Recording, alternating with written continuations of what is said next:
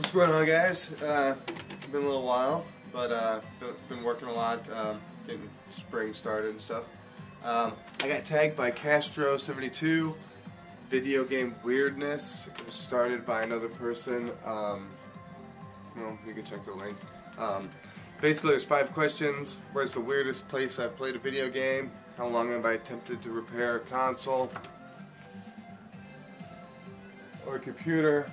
Have I had nightmares about a game? Have I stopped playing a game because it was too scary? And did I stop playing it? It was too scary to play. Alright, the first one. The only place, other than my house I really ever played a video game on at was, I used to take my Game Boy in 7th grade to middle school with me. Around the time Wario Land 3 came out, or Wario Land came out, Mario Land 3 or whatever. I remember playing that game. And then I had 2 games from Japan or Korea. I had a Korean friend, and I think there were Japanese games there. One was a 32-in-1 game, and a yellow sticker on it, and then another was this paper, rock, scissors, this Rochambeau game. But I used to take my Game Boy and I'd go up to some of the classes and I'd just go sit in the stalls and play it. And it was funny because one of the classes, it was right around the time of the OJ trial. And I remember I wouldn't go play my games. I'd go and I'd leave the class for a good 10-15 minutes sometimes. And I only did it for, like a few weeks or so, but right around the time that Wario Land came out. But I remember the OJ trial was going on, and we were watching it in one class, and I got back like right before they announced the verdict, because I was out playing some games in the bathroom, and when they announced him innocent, like everybody in the class started cheering. Of course, we're all 7th graders, and this was Minnesota too, so you figure the people of Minnesota, they even wanted OJ to be innocent, so that's kind of interesting. But yeah, bathroom stall in 7th grade. Used to play my Game Boy. What's the longest time I ever fixed a computer? I'm not even going to count trying to mess around with computers of mine that were broken, because I really never tried to fix them. But I think I'm going to have to go the same thing that Castro72 was saying. I really haven't ever tried to fix a system. I have multiple systems. If one broke, I just replace it. I was going to try to fix one of the Dreamcast, but then I got one from Thomas, and I didn't even bother trying to fix the other one. I may one day, who knows. But as far as something I have tried over 10 years to get working though, both my copies of Spelunker cannot get those games to work on any system, on any console, on any FC Twins, on any regular Nintendo, any top loader, nothing. I found one copy at Goodwill, but I didn't have the $3 that day to buy it. So I got some other games I needed, and I left Spelunker behind, but I will continue to buy copies of Spelunker until I get one that works. 10 years ago, when I first got these games, the game would come on, but the screen would be blank. I know you can see the screen because I've seen gameplay of the game. My buddy who played it with me thought you had to go somewhere in the dark and turn the lights on, because he remembers rooms filled with gold and stuff.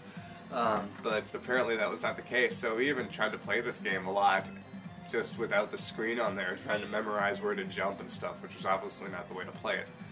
But I never got Spelunker to work, and I will one day, but whatever. Okay.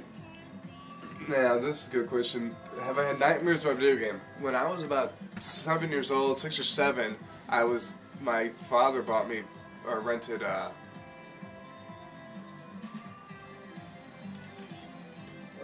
was it? Not Nightmare on Elm Street, but, Friday the 13th. And I remember just, that game kind of creeping me out as a little kid, because you'd be going along and all of a sudden Jason would come up and just start attacking you. He rented it, I guess, just to kind of make my mom mad or whatever, but we had a babysitter one of the days that I had the game, like the next day or the next night. I remember playing that game a lot at night. We played it for quite a bit, my brother and I, this babysitter. And I remember, it started wearing on me. Like, I slowly, gradually started getting really creeped out. So after like 2 hours or 3 hours of playing that game, like, I was like at a point where I was like ready to do something else more fun, and I specifically saying I need to do something a little more, you know, happy or colorful. So I popped in Bugs Bunny's Crazy Castle, and yeah, but I remember that, like, the game wore on me, though. It wasn't, like, scary at first. Well, it was, but after a while, it was just, like, all night of doing it. Like, I remember, and I think I had nightmares of it, too, that night, and that's the thing about it. I didn't really like it too much, but I remember that night, before I went to bed, I popped in Bugs Bunny's Crazy Castle, and, yeah, I still have nightmares of Crazy Castle, because that game was crazy. But also, you know, when I was younger, one of the other things that I remember being kind of scary, but in a game, was when you got to the bosses in Adventure Island, like, and especially like the Dark Forest. Those levels were pretty creepy. And my brother, who's several years younger than me, you know, he always referred to those as being some kind of creepy levels. But, you know, I always liked those. Those were scary levels. And I'll tell you another thing that really creeps me out in games. And this was one thing that I did have nightmares of when I was a kid, but was those face masks from Mario 2. That when you picked up a key, they came to life and came after you. I hated those things. I did have nightmares of those when I was a kid. I did not like those. So I guess those would be like, you know, three games that kind of had scary elements. Mario 2 with those faces, and the bosses in Adventure Island, and then, of course, my nightmare with Friday the 13th, which, you know, I went back and played the game. It doesn't bother me now, but as, you know, when I was, what, 7 or 8 or so, it was kind of creepy. But, you know, other than that, have I ever played a game that was too scary to play? Not really. I mean, I've played everything. I don't think there's anything that I wouldn't. I remember some games, you know, like, there were games that were creepy, like, especially when you had a lot on the line, like if you got pretty far in Doom or whatever. You know, I remember playing games on the line that I thought were like, oh, this is kind of creepy, but I don't know.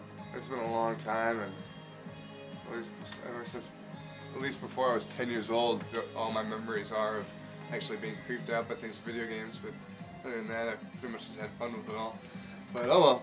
Well, those are the questions.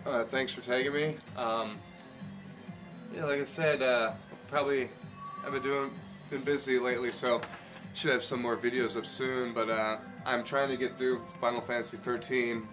I'm not going to do a video or talk about it till I get all the way done with it, because it just keeps unfolding. Things just start being added to the mix. So I really can't comment on it right now. But I'd like to just get that done. I also got Mega Man 10, which I'm excited to have that. That's awesome. And I'm going to be doing a video on that also, once I get through that. So, yeah. I got those two, and I'm trying to save up for another 1080p. So, I'm going to put it right up on top of this TV so I can start playing more games this year.